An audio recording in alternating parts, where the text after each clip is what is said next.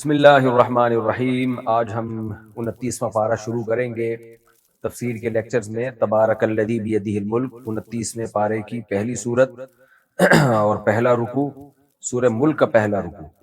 حسب معمول اس کا مختصر لفظی ترجمہ مختصر گرامر کے ساتھ ہوگا، پہلے اس کے بعد پھر انشاءاللہ اس کی تفسیر ہوگی۔ تبارک، اعوذ باللہ من الشیطان الرجیم، بسم اللہ الرحمن الرحیم۔ تبارک الذی بیدہ الملک، بہت برکت والی ہے وہ ذات۔ تبارک برکت کہتے ہیں خیر کثیر کو۔ یہ لفظ اردو میں بہت استعمال ہوتا ہے، بھائی اس کام میں اللہ برکت دے دے، ان پیسوں میں اللہ برکت دے دے، یعنی تھوڑی چیز ہو لیکن اس میں بہت زیادہ اس سے خیریں نکلنا شروع ہو جائیں۔ تو اللہ تعالیٰ تو ہے ہی سراپا خیر در خیر، اس لیے اللہ نے فرمایا کہ اللہ برکت والی ذات ہے، برکتوں کا مالک اللہ تعالیٰ ہے۔ اسی وجہ سے علماء کا عقیدہ ہے کہ البرکۃ من اللہ، برکت اللہ کی طرف سے ہوتی ہے۔ ہم جب کہتے ہیں نا اس کام میں برکت ہو جائے تو یہ ہوگی اللہ ہی کی طرف سے، کیونکہ یہ اختیارات صرف کسی چیز میں برکت ڈالنے کا اختیار صرف اللہ کے پاس ہے۔ برکت والی ہے وہ ذات، بی یدہ الملک، ید ہاتھ کو کہتے ہیں، بی یدہ الملک جس کے ہاتھ میں بادشاہی ہے، وہو علی کل شیء قدیر، اور وہ ہر چیز پر قدرت رکھتا ہے۔ الذی خلق الموت، جس نے پیدا کیا موت کو، والحیات، اور زندگی کو، لیبلوکم، تاکہ وہ تمہیں آزمائے، بلا یبلو بلاءن، آزمانا، ابتلا ہے نا، بہت کہتے ہیں اس میں مبتلا ہو گیا، یہ آزمائش میں پڑ جانا۔ لیبلوکم، تاکہ وہ تمہیں آزمائے، کیا آزمائے؟ ایکم احسن عملا، کہ تم میں کون زیادہ اچھا ہے عمل کے لحاظ سے۔ احسن اس میں تفضیل ہے، اضربو دوسرے کے مقابلے میں زیادہ مارنے والا، احسن دوسرے کے مقابلے میں زیادہ اچھا، یعنی کون ایک دوسرے سے اچھا در اچھا ہے۔ وہو العزیز، اور وہ زبردست غالب ہے، الغفور، اور مغفرت کرنے والا ہے۔ الذی خلق سبع سماوات، جس نے پیدا کیا 7 آسمانوں کو، طباقا، طبق در طبق، طبق کا مطلب ایک دوسرے کے اوپر، ایک آسمان پھر اس کے اوپر دوسرا آسمان، ان کے بیچ میں بہت فاصلہ ہے، پھر تیسرا آسمان، ایسے طبق در طبق۔ ما ترا فی خلق الرحمن، اے مخاطب نہیں دیکھے گا تو رحمان کی تخلیق میں، من تفاوت، کوئی خلل۔ فوت کہتے ہیں کسی چیز کا مس ہو جانا، جب کوئی چیز مس ہوتی ہے تو خلل پیدا ہو جاتا ہے، اس میں کہتے ہیں بھئی اس میں ایک اینٹ مس ہے، یا اس میں ایک اہم پارٹ ہے جو مس ہے، تو اس سے کیا ہوتا ہے، اس چیز میں خلل پیدا ہو جاتا ہے۔ جب کوئی بندہ مرتا ہے تو ہم کہتے ہیں فوت ہو گیا، تو مطلب یہ مس ہو گیا، ہم سے چلا گیا دنیا سے۔ تو تفاوت باب تفاعل سے، اس کا مطلب بھی خلل۔ تو تم رحمان کی تخلیق میں، یعنی اللہ نے جو کچھ اس کائنات میں بنایا اس میں تم کوئی خلل نہیں دیکھو گے۔ فرجع البصر، اصل میں تھا ارجع، تو ملا کے پڑھا جائے گا فرجع، لوٹا تو اپنی نگاہ کو، ہل تری من فطور، کیا نظر آتا ہے تجھے کوئی خلل؟ فطور بھی فطر یفترو کا معنی اصل میں پھاڑ دینا کسی چیز کو، دراڑ پیدا ہونا، تو ہم بھی اردو میں بھی یہ لفظ استعمال ہوتا ہے، بھائی اس کی عقل میں فطور ہے، یعنی نقص ہے، عیب ہے، کوئی چیز پوری طور پہ صحیح سالم نہیں ہوتی تو اس کو بھی کہا جاتا ہے اس میں فطور ہے۔ تو اردو میں اس کا وہی ترجمہ ہوگا جو تفاوت کا ہے، حل تری من فطور، کیا تمہیں کوئی عیب نظر آتا ہے اس کائنات میں؟ ہر چیز پرفیکٹ ہے۔ ثم ارجع البصر، اللہ کہتے ہیں پھر تو لوٹا دوبارہ بصر کو، ایک دفعہ تو نے غور کیا نا، دوبارہ ذرا نظر کو لوٹا، کرتینی، بار بار، کرہ کہتے ہیں کسی چیز، یعنی کرہ کا اردو میں ترجمہ ہوتا ہے مرتبہ، تو کرتینی لفظی ترجمہ تو ہوگا تو کہ 2 بار، یعنی کرتانی یا کرتینی 2 بار، لیکن یہاں 2 بار مراد نہیں ہے، کسی چیز میں بار بار تکرار کیا جاتا ہے تو اس کو بھی تثنیہ سے 2 کے لفظ سے تعبیر کیا جاتا ہے کہ بار بار یہ کام کر۔ ثم ارجع البصر، پھر تو لوٹا اپنی نگاہ کو، کرتینی، بار بار۔ یہ بار بار کا لفظ 2 کو بار بار کیوں کہتے ہیں؟ اس لیے کہ جب کوئی چیز 2 دفعہ کی جاتی ہے نا تو اس میں تکرار ہو جاتا ہے، یعنی یہ 2 کا مطلب 2 نہیں ہے، بلکہ 2 کا مطلب ہے ایک بار نہیں، بلکہ اس کو ریپیٹ کرتے۔ ثم ارجع البصر کرتین، پھر اپنی نظر کو لوٹا تو بار بار، یعنی اس کائنات میں غور و فکر کر بار بار۔ ینقلب الیک البصر، لوٹے گی تیری طرف نگاہ، انقلاب لوٹ جانا، قلب کہتے ہیں پلٹنا، انقلاب کا یعنی پلٹانا کسی چیز کو، قلب انقلاب پلٹنا، تو پلٹ آئے گی تیری طرف نگاہ، خاسئن ذلیل ہو کر، خسا یعنی اخسؤ ہے نا قرآن میں ایک جگہ آئے تھے اخسؤ فیہا، جہنمیوں سے اللہ کہے گا اس میں ذلیل ہو کے پڑے رہو، سورہ مومنون میں آیا تھا، تو خاسئن ذلیل ہو کے لوٹے گی، وہو حسیر، اور وہ تھک چکی ہوگی۔ اردو میں لفظ استعمال ہوتا ہے حسرت سے اس کی طرف دیکھ رہے تھے، حسرت کا کیا مطلب، کوئی کام کو حاصل کرنے کی آپ کوشش کریں اور اس کوشش میں ناکام ہو جائیں اور تھک جائیں، تو پھر جو افسوس ہوتا ہے اس کو حسرت کہا جاتا ہے، اس لیے حسرت کا معنی افسوس سے بھی کیا جاتا ہے، تھکاوٹ سے بھی کیا جاتا ہے، یعنی وہ تھکاوٹ جس میں آپ کو تھکاوٹ ہی ہو اور حاصل کچھ بھی نہ ہو۔ تو اللہ فرماتے ہیں کہ لوٹا اپنی نظر کو، بار بار لوٹے گی تیری طرف نظر، خاسئن ذلیل بھی ہوگی یعنی شکست خوردہ ہوگی، وہو حسیر، اور تھک چکی ہوگی۔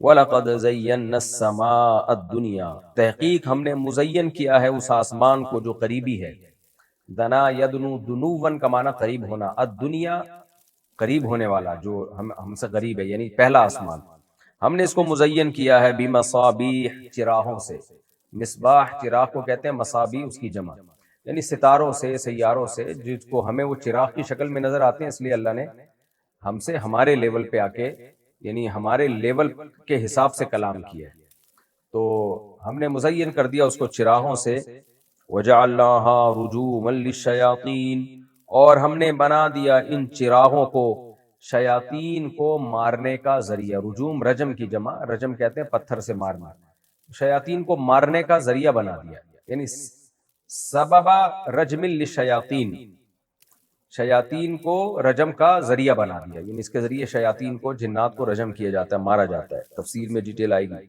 وَأَعْتَدْنَا لَهُمْ عَذَابَ السَّعِيرِ، اور ہم نے تیار کر رکھا ہے ان کے لیے بھڑکتی ہوئی آگ کا عذاب، ان جنات کے لیے جو سرکش ہیں۔ اذا القوا فیہا، القا یلقی، القاء کا معنی ڈالنا، القیو جب ڈالے جائیں گے، پڑھا جاتا ہے القو، جب یہ ڈالے جائیں گے اس جہنم میں، سمعوا لہا، تو سنیں گے اس جہنم کے لیے، شہیقاً زوردار آواز، جو بہت طاقتور آواز ہوتی ہے نا، چنگھاڑ کی آواز ہوتی ہے، اس کو کہا جاتا ہے شہیقاً، وہی تفور، اور وہ کھول رہی ہوگی، فارا یفورو، فورانن کا معنی ہوتا ہے ہانڈی کا ابلنا یا کھولنا کسی چیز کا، تو وہی تفور، اور یہ جہنم کا لفظ چونکہ مؤنث ہے عربی میں، اس لیے اس کے لیے مؤنث کی ضمیر استعمال ہوتی ہے، وہی تفور، اور یہ جوش سے کھول رہی ہوگی، تکادو تمیزو من الغیظ، کادا یکادو، اصل میں تھا کویدا یکودو، پڑھا جاتا ہے کادا یکادو، اس کا معنی ہوتا ہے، یہ لفظ بھی کئی بار آ چکا ہے قرآن میں، یعنی قریب ہے کہ یہ کام ہو جائے، اکادو ان اذهب، قریب ہے کہ میں چلا جاؤں، یکادو ان یذهب، قریب ہے کہ وہ چلا جائے، تو تکادو یہ مؤنث کا صیغہ ہے نا، تضربو کی طرح، اصل میں تکودو تھا، تکادو قریب ہے کہ وہ جہنم، تمیزو، ماذا یمیزو کا معنی کیا ہوتا ہے، جدا ہونا، ہم جب کہتے ہیں نا اردو میں تمہیں تمیز نہیں، اصل میں لفظ ہے تمییز، تمییز باب تفعیل سے، تسبیح کی طرح، تو اس کا معنی ہوتا ہے جدا کرنا، تو جب کوئی جدا نہ کر رہا ہو، یعنی بڑے اور چھوٹے میں فرق نہ کر رہا ہو، ان میں ڈفرنس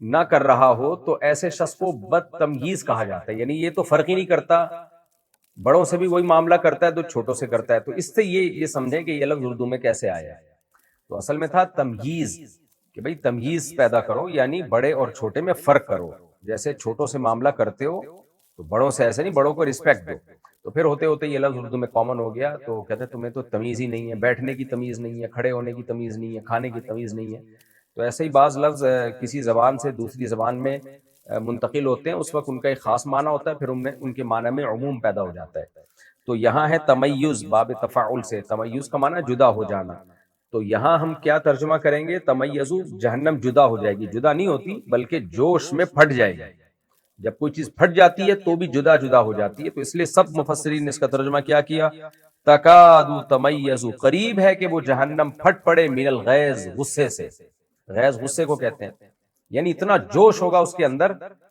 کہ ایسا لگے گا بھی غصے سے یہ پھٹ جائے گی، کلما القی فیہا فوج، جب بھی ڈالی جائے گی اس میں ایک جماعت، فوج جماعت کو کہتے ہیں، گروہ کو کہتے ہیں، سألہم خزنتھا، تو پوچھے گا اس جماعت سے، خزنہ خازن کی جمع، ضارب کی جمع ضربتن بھی ہے نا، آپ نے گردان میں یاد کیا تھا، شروع کے 10 لیکچر جو میں نے گرامر کے ریکارڈ کروائے ہیں وہ دوبارہ ریوائز کر لیے گا۔ ضاربن کی جمع ضربتن بھی آتی ہے، یعنی اس وزن کی جمع، تو ایسے خازنن کی جمع خزنتن، خازن جہنم کے جو حفاظت کرنے والے داروغہ، جو نگران ہیں، تو پوچھے گا ان سے، وہاں کے جو داروغہ ہیں وہ پوچھیں گے، الم یاتکم نذیر، کیا نہیں آیا تمہارے پاس نذیر، کوئی ڈرانے والا؟ قالوا بلا، وہ کہیں گے کیوں نہیں آیا، قد جاءنا نذیر، تحقیق آ چکا تھا ہمارے پاس ایک ڈرانے والا، یعنی محمد صلی اللہ علیہ وسلم یا آپ کی تعلیمات، فکذبنا، ہم نے انکار کر دیا، یعنی تکذیب کی، ہم نے ان کو جھٹلا دیا، وقلنا، اور ہم نے کہا، ما نزل اللہ من شیء، نہیں نازل کیا اللہ نے کچھ بھی، یہ اپنی طرف سے معاذ اللہ گڑھ رہے ہیں، یہ باتیں جو قرآن ہے یہ اللہ کی نہیں ہے، یہ محمد صلی اللہ علیہ وسلم نے گڑھ لی ہے معاذ اللہ۔ ان انتم الا فی ضلال کبیر، نہیں تھے تم مگر بڑی گمراہی میں، یعنی یہ ہم ان کو یہ کہا کرتے تھے جو بھی پیغمبروں کا پیغام لے کر آتے تھے، کہ تم جو یہ کہتے ہو کہ یہ اللہ نے کلام نازل کیا ہے، تو نہیں ہو تم مگر بڑی ہوئی گمراہی میں، یعنی بڑی گمراہی میں، ہم ان کو یہ طعنہ دیا کرتے تھے۔ اور یہ اللہ کا کلام بھی ہو سکتا ہے کہ بیچ میں اللہ نے اپنا کلام داخل کیا ہو، کہ تم جب یہ کہتے تھے نا کہ اللہ نے کچھ بھی آسمان سے نازل نہیں کیا، تو بیچ میں اللہ اپنا کلام لا رہا ہے کہ تم تو بڑی گمراہی میں پڑے ہوئے تھے۔ اس کو کہتے ہیں جملہ معترضہ، کہ عام یعنی جو سیاق و سباق میں جو بات چل رہی ہے اس سے ہٹ کے اللہ تعالیٰ ایک بات کر رہے ہیں۔ وقالوا، اور وہ جہنمی کہیں گے، لو کنا نسمع، اگر ہم سن لیتے پیغمبروں کی بات کو، ان کی دعوت کو، او نعقل، یا عقل سے کام لے لیتے، بہت سی چیزیں جو عقل آپ کو اس کی طرف رہنمائی کرتی ہے، ما کننا فی اصحاب السعیر، تو ہم نہیں ہوتے آگ والوں میں، سعیر بھڑکتی ہوئی آگ والوں میں ہم نہ ہوتے۔ فاعترفوا بذنبہم، اللہ کہیں گے پس اعتراف کر لیا انہوں نے اپنے گناہ کا، فسحقا لاصحاب السعیر، پس بھڑکتی ہوئی آگ والوں کے لیے سحقا، لعنت ہے ان پر، سحق کہتے ہیں دوری کو، تو یہاں مراد ہے اللہ کی رحمت سے دوری، یعنی اللہ کی رحمت سے دوری ہے ان لوگوں کے لیے جو آگ والے ہیں، تو اللہ کی رحمت سے دوری ہی کو لعنت بھی کہا جاتا ہے، تو اس لیے بعض نے اس کا ترجمہ کیا لعنت ان لوگوں پر جو آگ میں جائیں گے، یعنی اب تمہیں سمجھ میں آ رہا ہے۔ ان الذین یخشون ربہم، بے شک وہ لوگ جو اپنے رب سے ڈرتے ہیں، بالغیب، بن دیکھے، لہم مغفرۃ، ان کے لیے مغفرت بھی ہے، گناہوں کی معافی بھی ہے، واجر کبیر، اور بہت بڑا اجر بھی ہے، واسروا قولکم، اور اپنی بات کو چھپاؤ، اسر یسر، اسرارن کا معنی چھپانا، اسروا اصل میں تھا اسرروا، اکرموا کی طرح امر کا صیغہ ہے، اور تم چھپاؤ اپنی بات کو، اوجہروا بہ، یہ تھا اصل میں او اجہروا بہ، جہر یجہر، زور سے بولنا، جہری نماز ہے نا، تو اجہروا بہ، بہ سے مراد القول، یا جہر کرو اپنے اس قول کا، یعنی بات چھپا کے کرو یا زور سے کرو، انہ علیم بذات الصدور، بے شک وہ سینوں کے بھیدوں کو بھی جاننے والا ہے، یعنی اس کے حق میں برابر ہے تم زور سے بات کرو یا آہستہ بات کرو۔ الا یعلم من خلق، کیا جانتا نہیں ہے وہ، من وہ ذات، خلق جس نے پیدا کیا، یعنی تم اپنے آپ کو اس سے چھپا سکتے ہو، بھلا جس نے تمہیں پیدا کیا وہ جانتا نہیں ہے تمہیں، تمہارے حالات کو، وہو اللطیف، وہ تو باریک بین ہے، الخبیر، باخبر، یعنی لطیف کا مطلب بہت باریک بینی سے چیزوں کو جاننے والا ہے۔ ایک چیوٹی بھی اگر چل رہی ہوتی ہے نا پہاڑ پہ، تو اس کی آواز کو بھی وہ سنتا ہے۔ یہ جی سورہ ملک کا پہلا رکوع ہو گیا، مختصر لفظی ترجمہ، اب ہم اس کی تفسیر کی طرف چلتے ہیں۔ حدیث میں سورہ ملک کی بڑی فضیلت وارد ہوئی ہے، نبی صلی اللہ علیہ وسلم نے فرمایا کہ صحیح حدیث ہے کہ ایک شخص کو عذاب قبر ہو رہا تھا، فرشتے جب آئے تو اس وجہ سے اس کو عذاب نہیں دیا گیا کہ وہ نہیں، عذاب قبر نہیں، قبر میں ان کو جب ڈالا ہے تو فرشتے آئے حساب و کتاب کے لیے، تو فرشتہ جس سمت میں جاتا یہ آواز آتی کہ اس کو عذاب مت دو، اس لیے کہ یہ رات کو سورہ ملک پڑھا کرتا تھا۔ صحیح حدیث میں نبی صلی اللہ علیہ وسلم نے رات میں سورہ ملک پڑھنے کی ترغیب دی ہے، اور آپ نے اس کو عذاب قبر سے روکنے والی قرار دی ہے، تو اس لیے اس کو یاد کرنا چاہیے سورہ ملک کو، اور خاص طور پہ رات کو اس کی تلاوت کا اہتمام کرنا چاہیے۔ تبارک الذی بیدہ الملک، بہت برکت والی ہے وہ ذات جس کے ہاتھ میں بادشاہی ہے، یعنی ساری خیریں اسی کے ہاتھ میں ہیں۔ وہو علی کل شیء قدیر، وہ ہر چیز پر قدرت رکھتا ہے۔ الذی خلق الموت والحیات، کتنی زبردست قدرت ہے کہ اس نے موت اور زندگی کو پیدا کر دیا۔ آج تک سائنسدان حیات یعنی زندگی کو ایکسپلین نہیں کر سکیں، زندگی ہے کیا، کیسے پیدا کیا، بس وہ کہتے ہیں ایک سیل وجود میں آیا، تب اس سیل وجود میں آیا، اس میں حیات زندگی کیسے پڑ گئی؟ تو اس لیے اللہ نے کہا وہ بادشاہ ہے، جو چاہے کر گزرتا ہے۔ تو اسی کی طاقتوں کا ایک اظہار تم نے اپنی آنکھوں سے دیکھ لیا کہ اس نے موت اور زندگی کو پیدا کیا ہے۔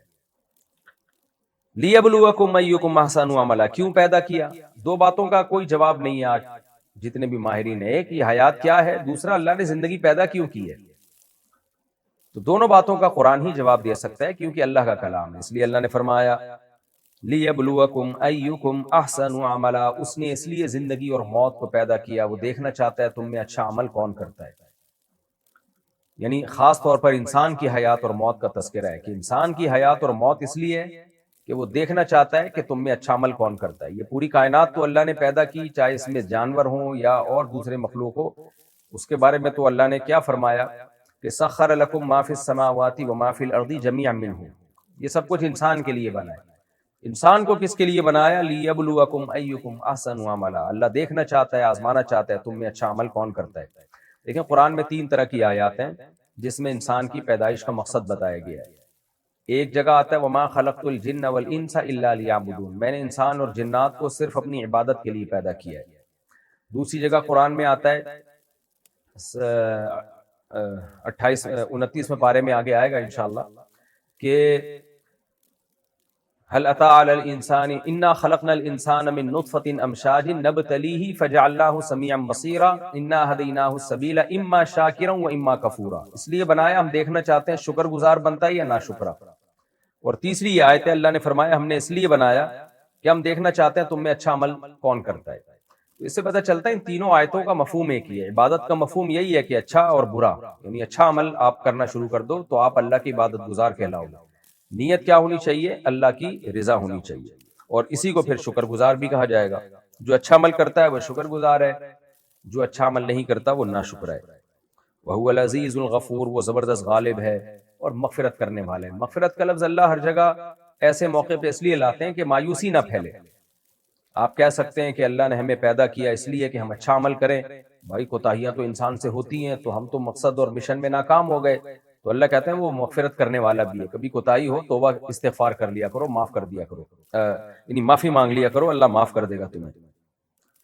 الذی خلق 7 سماوات طباقا، پھر اللہ اپنی قدرت بیان کرتے ہیں، کہتے ہیں نا کہ کوئی یہ کائنات خود سے بنی ہے، کوئی پیدا کرنے والا نہیں ہے، تو یہ کیسے ہو سکتا ہے بھائی؟ اللہ کہتے ہیں یہ وہ ذات ہے جس نے 7 مضبوط آسمانوں کو بنا دیا اوپر نیچے۔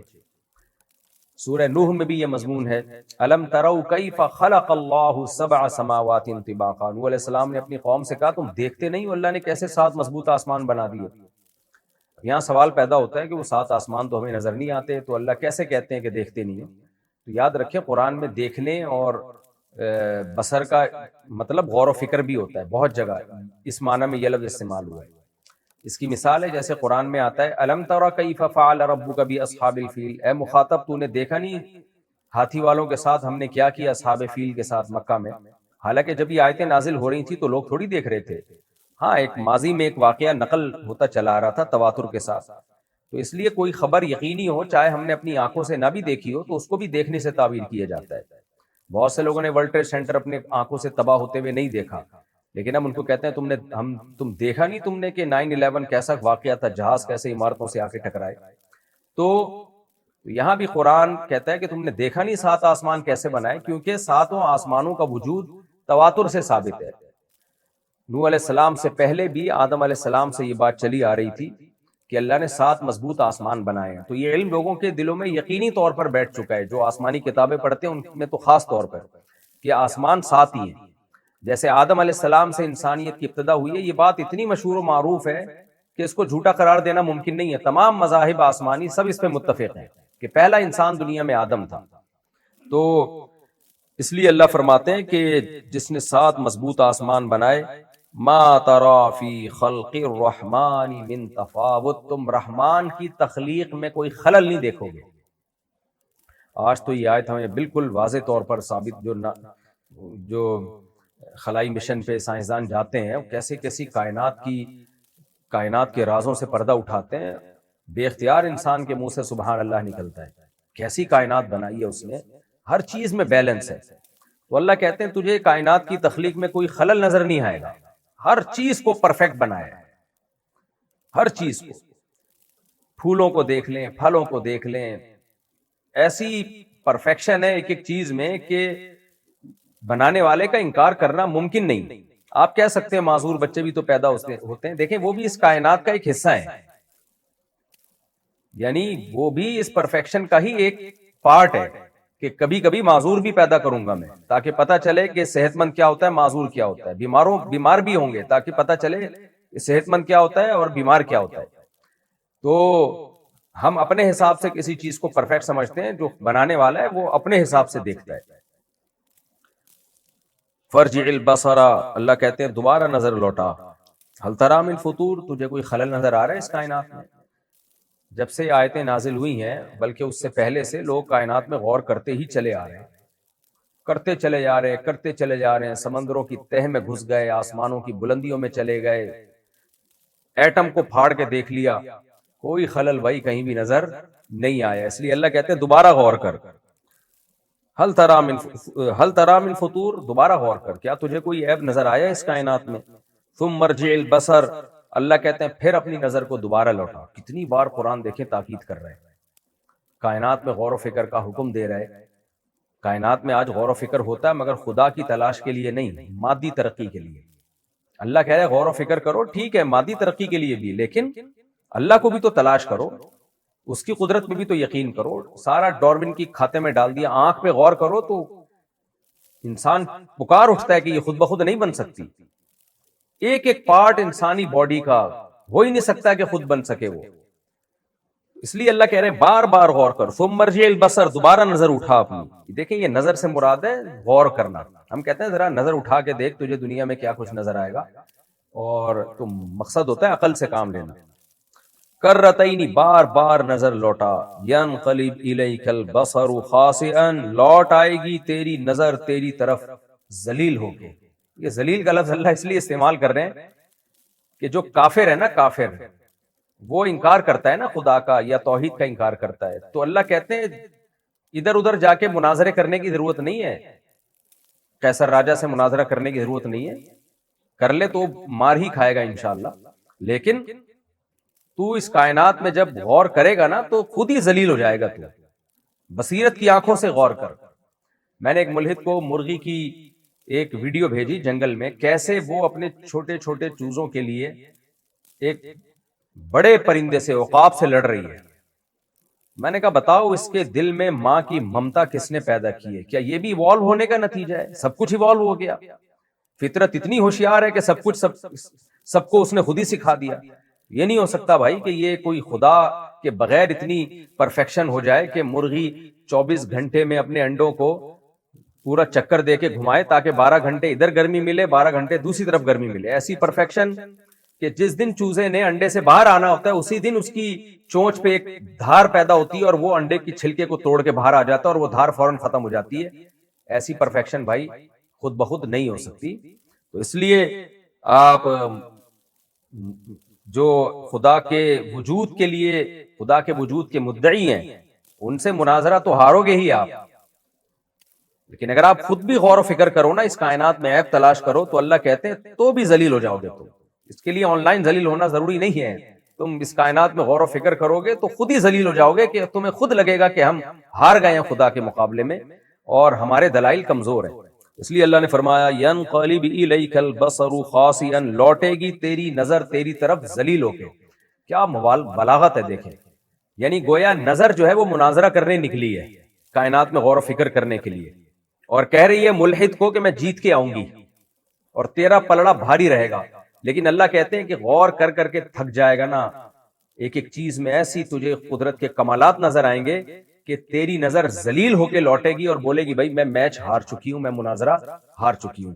وَهُوَ حَسِيرٌ، اور وہ تھک بھی چکی ہوگی، یعنی دوبارہ اس کی ہمت نہیں ہوگی، پھر تھک بھی چکی ہوگی۔ وَلَقَدْ زَيَّنَّا السَّمَاءَ الدُّنْيَا، تحقیق ہم نے مزین کر دیا ہے قریبی آسمان کو، یعنی دنیاوی آسمان کو، بِمَصَابِيحَ، چراغوں سے۔ اس ایک ایک چراغ پہ غور کر لو، کیا کچھ قدرت کے کمالات نظر آئیں گے، اتنی انرجی کہاں سے آ رہی ہے۔ صرف سورج ہی ایک ایسا چراغ ہے جس پہ آپ غور کر لو۔ وَجَعَلْنَاهَا رُجُومًا لِلشَّيَاطِينِ، اور ہم نے ان چراغوں کو شیطانوں کے مارنے کا ذریعہ بھی بنایا۔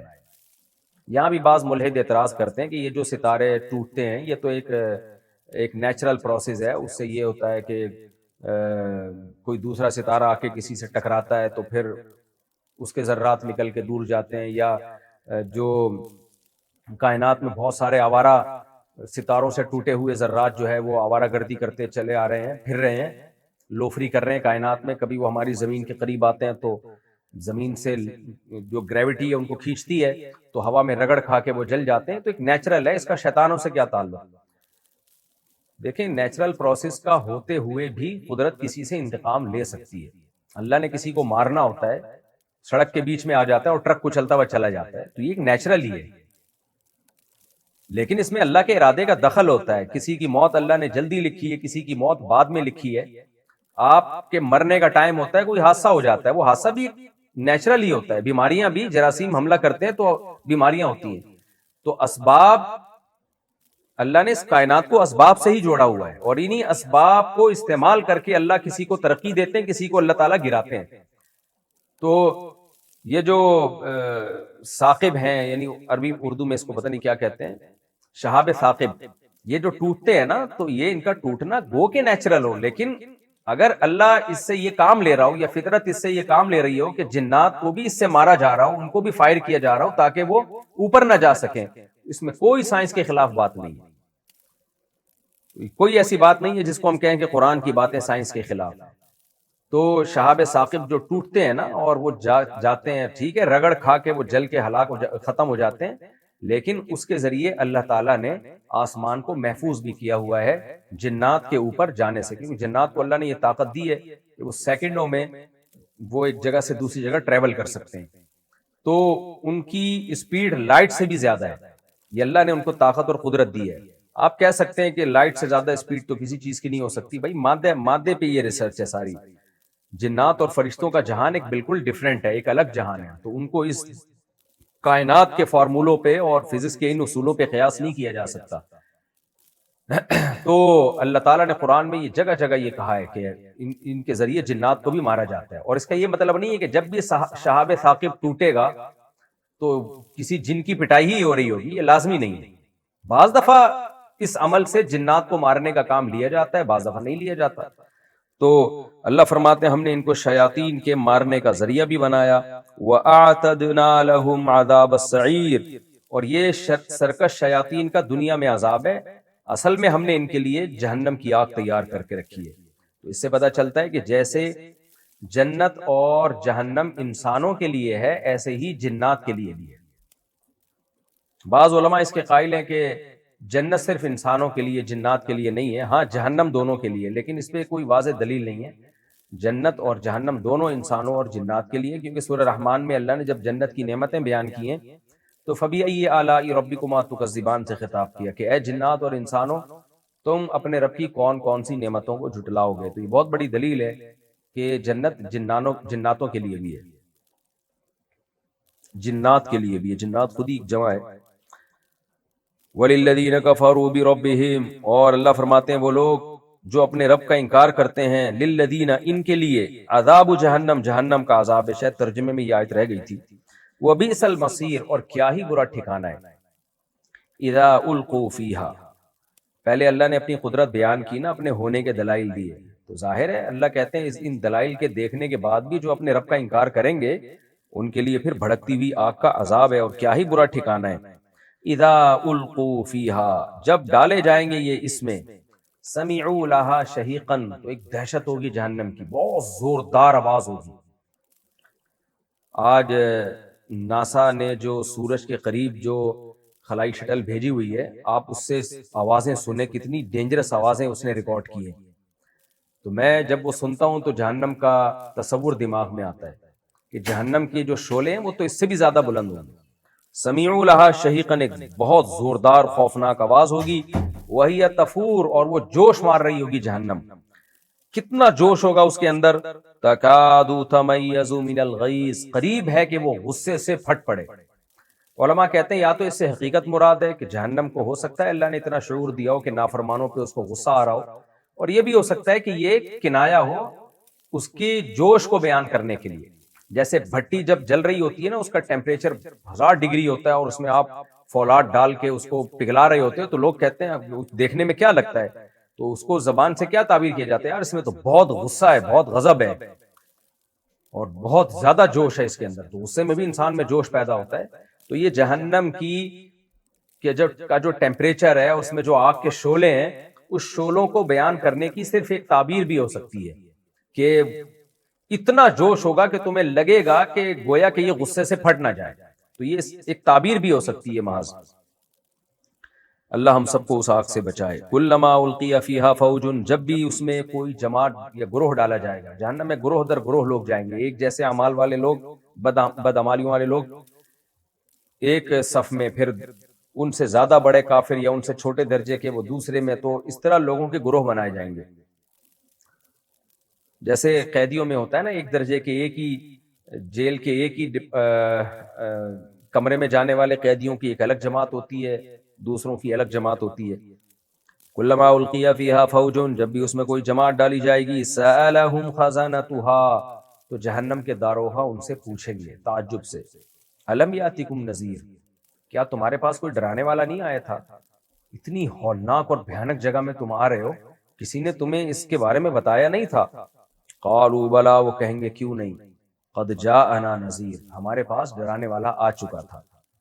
یہاں مراد نبی صلی اللہ علیہ وسلم یا آپ کی تعلیمات، کیونکہ نبی نے صحیح حدیث میں صحیح حدیث ہے، لا يسمع بی احد من هذه الامه یہودی او نصرانی او مجوسی ثم لم يؤمن بالذی ارسلت به الا دخل النار، او کما قال صلی اللہ علیہ وسلم. اس امت کا کوئی مجوسی، یہودی، عیسائی میرے بارے میں سنے اور مجھ پر ایمان نہ لائے تو آگ میں داخل ہوگا.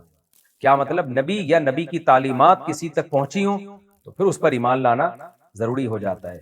ہاں تعلیمات ہی نہ پہنچی ہو، پھر اس پر اس سے ایمان کا یعنی اسلام کے بارے میں اس سے سوالات نہیں ہوں گے.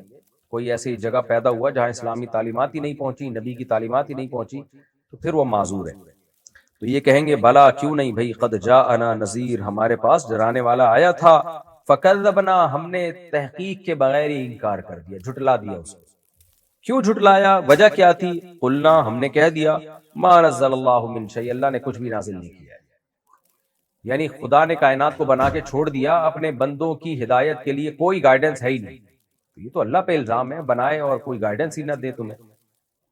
ان انتم الا فی ضلال کبیر، اور ہم یہ کہا کرتے تھے کہ تم بہت بڑی گمراہی میں پڑے ہوئے ہو. یا یہ اللہ کہہ رہا ہے کہ تم جب پیغمبروں کا انکار کرتے تھے تو ان انتم الا فی ضلال کبیر، تم تو بہت بڑی گمراہی میں تھے.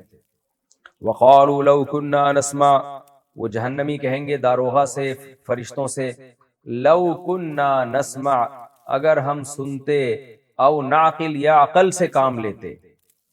یعنی ان پر اعتماد کی بنیاد پر شریعت کو فالو کرتے، یا خود عقل سے کام لے کے فیصلہ کرتے کہ واقعی ان کی تعلیمات درست ہیں اور ان کی باتیں درست ہیں. دیکھیں دلائل دو طرح کے ہوتے ہیں، ایک عقلی اور ایک نقلی. نقل کا مطلب ہوتا ہے کہ کسی اوتھینٹک آدمی سے آپ کوئی خبر سن کے اس کی خبر پہ یقین کر لیتے ہیں، مستند آدمی سے. اس کو کہتے ہیں نقل، یعنی مستند خبر پہ آپ نے یقین کر کے اس کو فالو کرنا شروع کر دیا. اور ایک ہوتی ہے عقل، کہ خبر تو نہیں ہے لیکن خود عقل سے کام لے کے آپ نے فیصلہ کیا کہ یہ کام ٹھیک ہے. یہ دونوں ہی دلائل ہیں جو انسان کو حق تک پہنچاتے ہیں. تو کہیں گے کہ اگر ہم سنتے یا عقل سے کام لیتے، یعنی ہم پیغمبر کو فالو کر لیتے، ما کننا فی اصحاب السعیر، تو ہم آگ والے لوگوں میں آج نہ ہوتے.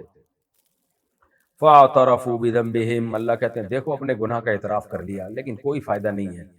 فسحقا لاصحاب السعیر، بھڑکتی ہوئی آگ والوں کے لیے پر لعنت ہو، اللہ کی رحمت سے دوری. آج یہ اعتراف کوئی کام نہیں آئے گا تمہارے.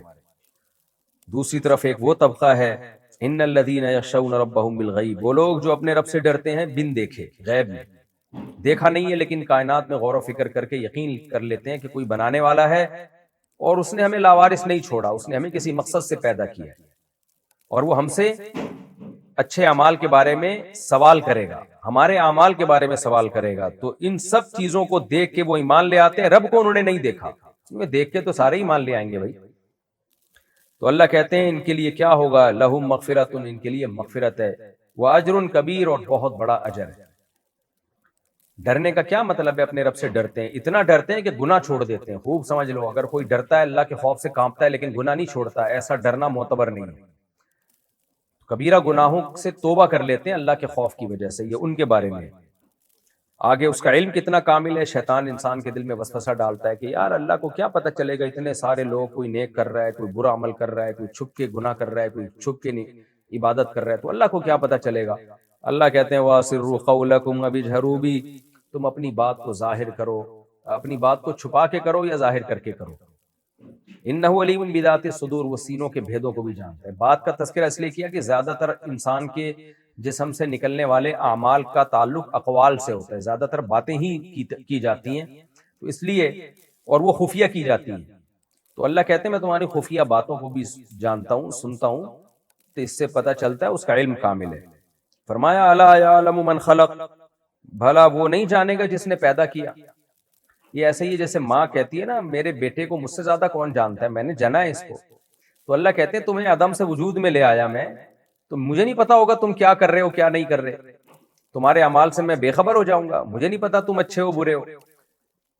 وَأَعْلَمُ بِكُمْ إِذْ أَنْتُمْ أَجِنَّةٌ فِي بُطُونِ أُمَّهَاتِكُمْ، اللہ کہتے ہیں جب تم ماں کے پیٹ میں چھپے ہوئے تھے اس وقت بھی تمہیں خوب جانتا تھا وہ۔ فرمایا وَهُوَ اللَّطِيفُ الْخَبِيرُ، وہ تو باریک بین باخبر ہے، بہت معمولی چھپی ہوئی خبروں کو بھی جانتا ہے وہ، اس لیے اس کا علم بھی کامل اور اس کی قدرت بھی کامل، لہذا اس سے ڈرو۔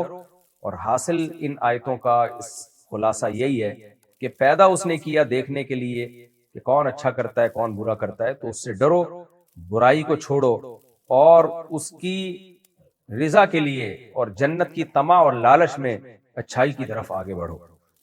یہ رکوع الحمدللہ ہمارا کمپلیٹ ہو گیا۔ اب ہم سورہ ملک کے دوسرے رکوع کی طرف چلتے ہیں، حسب معمول اس رکوع کا مختصر لفظی ترجمہ مختصر گرامر کے ساتھ۔ وقت ہمارے پاس بہت تھوڑا رہ گیا ہے، تو اس 3 منٹ میں ہم شاید ترجمہ بھی نہ کر پائیں، تو اس لیے ہم اس کو اگلے ایپیسوڈ کے لیے رکھ لیتے ہیں۔ اب انشاءاللہ اگلے ایپیسوڈ میں 29ویں پارے کا دوسرا رکوع شروع کروں گا، یعنی سورہ ملک کا دوسرا رکوع میں شروع کروں گا۔ اللہ تعالیٰ سمجھنے کی عمل کی توفیق عطا فرمائے۔ وما علینا الا البلاغ۔ جھٹلانے والوں کی اطاعت نہ کریں، جو اللہ کے منکر ہیں نا ان کو فالو مت کرو۔ آج ہم کس کو فالو کرتے ہیں؟ غیروں کو، انگریزوں کو، غیر مسلموں کو، ہر چیز میں ان کا حوالہ دیں گے۔ تو اللہ کہتے ہیں وہ تو قیامت کے منکر ہیں، قیامت کا انکار کرتے ہیں، آخرت پر یقین نہیں رکھتے، تو ان کی جو ترجیحات ہیں اور تمہاری ترجیحات، وہ تو فرق ہوگا نا اس میں۔ دیکھو کل میں ایک جگہ بیٹھا ہوا تھا، ہمارے ایک دوست ہیں، اللہ ان کی عمر میں برکت دے، وہ کسی کمپنی کو ورکشاپ کروا رہے ہیں، ٹائم لینڈر والوں کا نام سنا ہوگا نا، سلیمان احمد صاحب، وہ کسی کمپنی کو ورکشاپ کروا رہے تھے، تو وہ انہوں نے بتائی ایک بات کہ مجھے بتائی کارگزاری میں کہ کمپنیوں کا جو بنیادی مقصد ہے نا، وہ سب میں ایک ویژن لکھا ہوتا ہے کہ پروفٹ کمانا۔ کمپنی کا مقصد کیا ہے؟ پروفٹ کمانا۔ جو کمپنی پروفٹ نہیں کمائے گی اس کو باقی رکھتے ہیں؟ بولو نا بھائی، نہیں۔ اور جو مسلمان ہوگا نا اس کا پتہ ہے کیا مقصد ہوگا؟ وہ جب کمپنی بنائے گا تو اس کا مقصد پروفٹ نہیں ہوگا، اس کا مقصد آخرت ہوگا۔ پروفٹ وہ اس لیے کمائے گا تاکہ اس پروفٹ کو کسی بڑے مقصد میں لگایا جا سکے جو آخرت میں کام آئے۔ اس کو میں آسان زبان میں سمجھاتا ہوں۔ کافر بھی پیسہ کماتا ہے، ہم بھی کماتے ہیں، کیا خیال ہے؟ پیسہ تو دونوں کماتے ہیں بھائی، ہندو بھی کمائے گا، سکھ بھی کمائے گا، ہم بھی کمائیں گے۔ ہندو کماتا ہے پیٹ بھرنے کے لیے، مزے اڑانے کے لیے. ہم کیوں کماتے ہیں؟ اس لیے کماتے ہیں کہ اللہ تعالیٰ کو اوپر والا ہاتھ نیچے والے ہاتھ سے بولو نا پسند ہے. مانگنے والا اللہ کو پسند نہیں ہے، خرچ کرنے والا پسند ہے. کیوں پسند ہے؟ اس لیے کہ خرچ کرنے والا اللہ کی مخلوق پہ بوجھ نہیں بنتا، بلکہ اللہ کی مخلوق کو فائدہ پہنچاتا ہے. سر اٹھا کے جیتا ہے، اس کا سر جھکتا ہے تو کس کے سامنے؟ اللہ کے. اللہ چاہتے ہیں میرے غلام بنو. تبھی تو حدیث میں فرمایا جو ایمانداری سے تجارت کرے گا قیامت میں پیغمبروں اور صدیقین کے ساتھ ہوگا. کتنا بڑا مقام. اس کی کوئی فضیلت نہیں ہے جو کاروبار چھوڑ کے بیٹھا ہو، اس کی اسلام میں کوئی فضیلت نہیں ہے. اس کو رہبانیت کہا گیا ہے. رہبانیت جو عیسائیوں میں ہوتا تھا نا، پادری پن، رہبانیت پتہ ہے کسے کہتے ہیں؟ دنیا چھوڑ دینا. تو رہبانیت کو برا سمجھا گیا ہے اسلام میں. دنیا چھوڑنی تھوڑی ہے، یہ دنیا تو اللہ نے پیدا انسانوں کے لیے کی ہے. چھوڑ کے جنگل میں نکل گئے تو جنگل میں تو جانوروں کے لیے ہیں، وہ انسانوں کے لیے تھوڑی ہیں. لیکن مسلمان کے سامنے ایک ہدف ہوتا ہے. اور آسان مثال دوں، پیچیدگی میں جا رہے ہیں آپ لوگ، اور آسان مثال دیتا ہوں. یہ تو کئی دفعہ بیانات میں دے چکا ہوں لیکن دوبارہ آ جائے گی تو اچھا ہے. ایک حدیث میں آتا ہے ایک صحابی درخت لگا رہے ہیں. کیا لگا رہے ہیں؟ درخت. آپ صلی اللہ علیہ وسلم نے انہیں فرمایا کہ تم جو درخت لگا رہے ہو تو تمہیں کیا معلوم کہ یہ درخت کی زندگی، یہ درخت، حدیث کا مفہوم ہے کہ یہ پھل جب دے گا تو تمہاری زندگی وفا کرے گی کہ بھی نہیں کرے گی. اتنی پل کی خبر نہیں ہے. اور پلاننگ اتنے سال کی، 5 سال تو کم از کم لگتے ہیں کھجور کے درخت کو. پتہ کل کا نہیں ہے اور پلاننگ ہو رہی ہے 5 سال بعد. کتنے سال کی؟ 5 سال بعد کی پلاننگ. او بھائی یہ تو بڑا مشکل، یعنی یہ تو آپ صلی اللہ علیہ وسلم نے اس کو پسند نہیں کیا. 2 منٹ لگتے ہیں انسان کو مرنے میں. جو جتنے لوگ مر چکے ہیں نا، ان میں سے کسی کا بھی پہلے سے مرنے کا پروگرام نہیں تھا. ہم سمجھتے ہیں یہ تو مر گئے تو ان کا تو پروگرام تھا جانے کا، ہمارا چونکہ ہے نہیں تو ابھی ہم تھوڑا زندہ رہیں گے. یہ تو مرنے کے بعد آدمی کہتا ہے یار میرا تو اس طرح کا کوئی پروگرام نہیں تھا، یہ ہوا کیا ہے میرے ساتھ. حقیقت بتا رہا ہوں. میرے پاس تو ڈاکٹر آتے ہیں نا بڑے بڑے فیلڈ کے، بھائی موضوع چینج نہ ہو جائے ذرا گچی سے پکڑ کے رکھنا. بڑے بڑے ڈاکٹر بھی ملاقاتیں ہوتی ہیں، میں تو نچوڑتا ہوں. ڈاکٹر آ کے پریشان ہوتا ہے کہ میں اس سے ملنے آیا ہوں تو یہ الٹا یہ مجھ سے مل رہا ہے. بھائی ہم تو کہتے ہیں بھائی علم جہاں سے ملے، چاہے وہ کوئی پائلٹ ملنے آئے گا نا، وہ ایئر فورس کے پائلٹ بھی آتے ہیں بعض دفعہ، ہم اس کو جہازوں میں نچوڑ لیتے ہیں. وہ حیران ہوتا ہے یار یہ کیا انجینئر بن رہے ہو، کیا کر رہے ہو. بچپن سے مجھے شوق ہے، ابھی نہیں صرف بچپن سے، کہ جو جس فیلڈ کا ماہر ہے اس کو اس سے وہ معلومات. اور سب سے آتھینٹک معلومات یاد رکھو، کسی بھی چیز کی اگر لینی ہے تو کتابوں سے نہیں ملے گی، اس فن کے ماہرین سے ملے گی. کیونکہ کتاب سمجھنا بھی اس فیلڈ کے ماہر کا کام ہے. عام آدمی کتاب سے دھوکے میں آتا ہے. نہیں یاری بات میرا خیال ہے. اب آپ میڈیکل سائنس کی کتابیں پڑھ کے علاج کرو نا تو قبرستان بھرنے کے علاوہ کچھ بھی نہیں حاصل ہوگا. آپ نے کہا کہ میں ڈاکٹر کے پاس کیوں جاؤں، میڈیکل سائنس کی کتابیں پڑھتا ہوں میں. پیناڈول کا یہ فارمولا ہے، اس میں یہ کیمیکل استعمال ہوا ہے، یہ درد تو چلو ہم بھی وہ کیمیکل خرید کے بالٹی میں ملاتے ہیں اور تھیلیوں میں بھر بھر کے لوگوں کو پلانا شروع کر دیتے ہیں، تو مریں گے نا لوگ. تو بھائی اس کا طریقہ یہ ہے کہ کتاب معاون مددگار تو بنتی ہے، لیکن جب اس کا علم لینا ہے تو اس کے ماہر کو کے پاس چلے جاؤ. اس نے اپنی زندگی کھپا دی ہے اس کام میں، تو آپ کو کھپانے کی کیا ضرورت ہے؟ کیا خیال ہے بھائی؟ اس کے علم سے فائدہ ہو. وہ ڈاکٹر بنا اس لیے کہ آپ کو ٹینشن سے بچا لیا اس نے.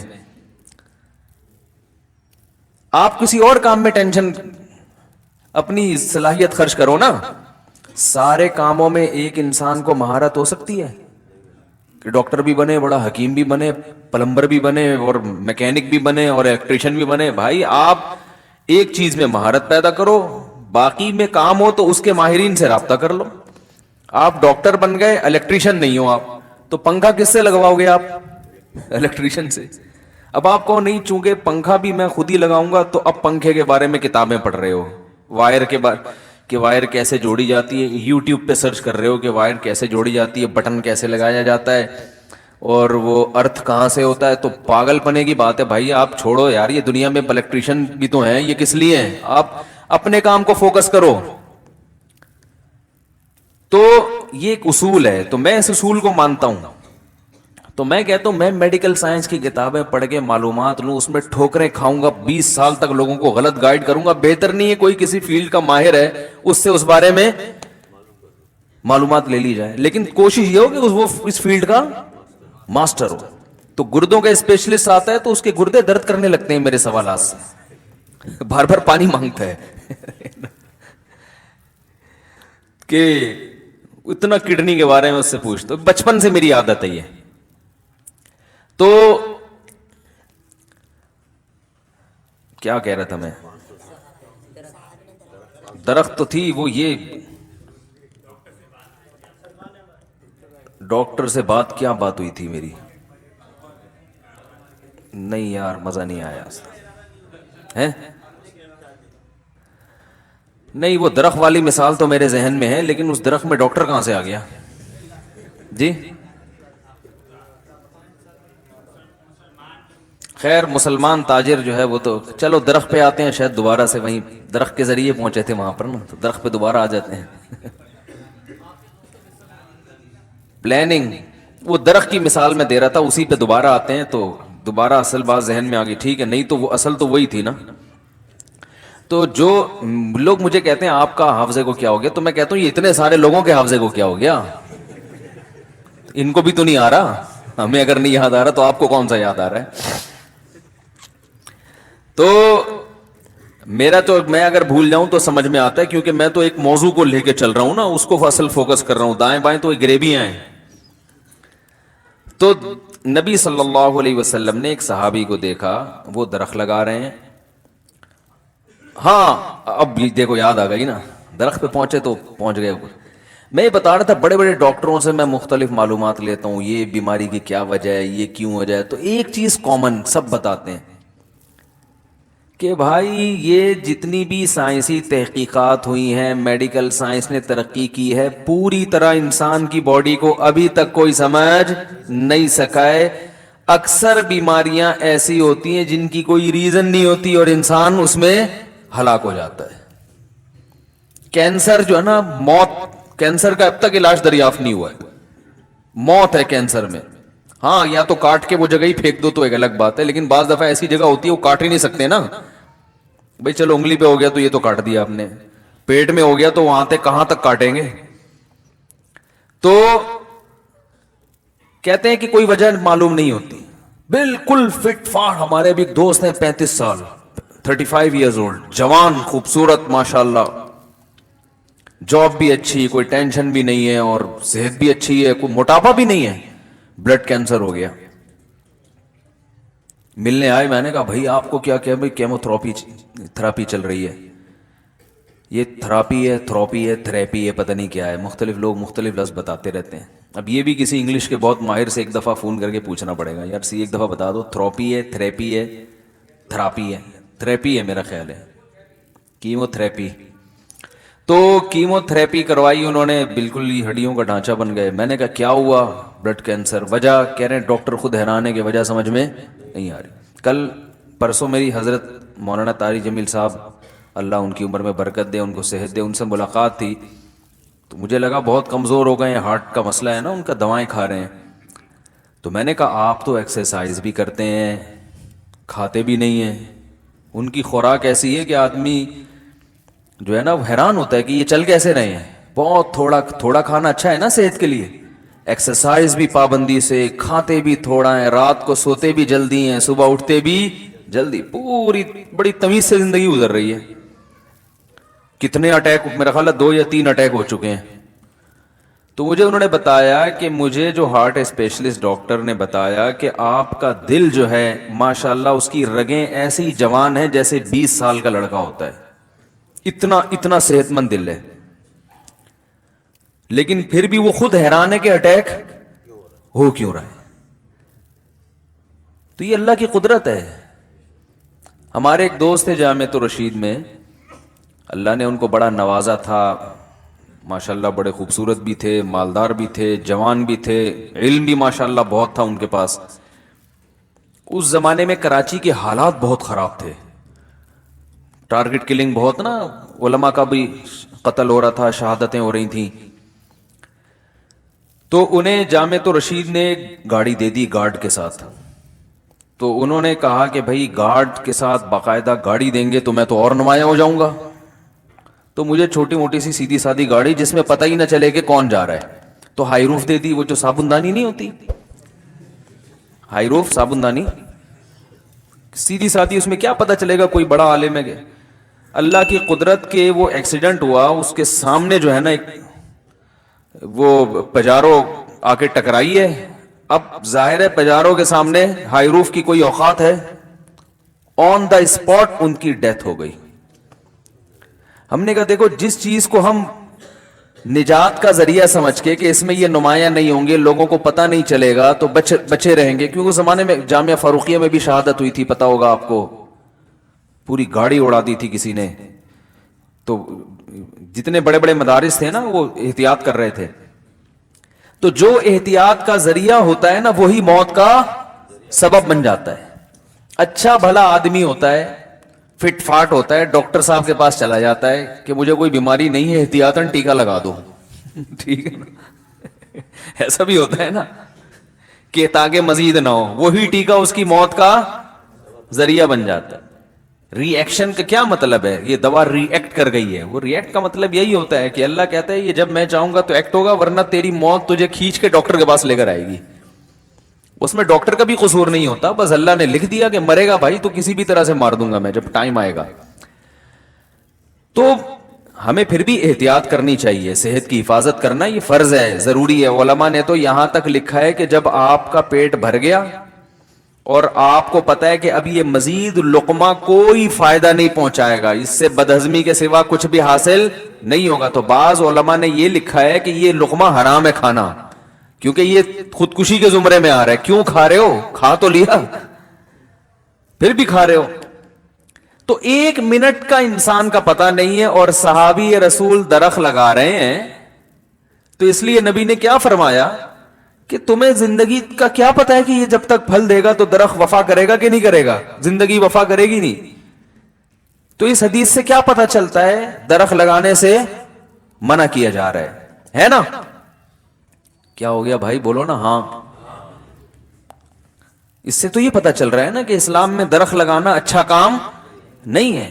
کیا 5-5 سال ابے چھوڑو، جو صبح کی روٹی ہے تو شام کو اللہ کھلا دے گا، شام کو ہے تو صبح بھی کھلا دے گا جس نے شام کو۔ اتنی لمبی لمبی سوچنے کی ضرورت نہیں ہے، ڈپریشن میں ٹینشن میں جاؤ گے کچھ بھی حاصل نہیں ہوگا۔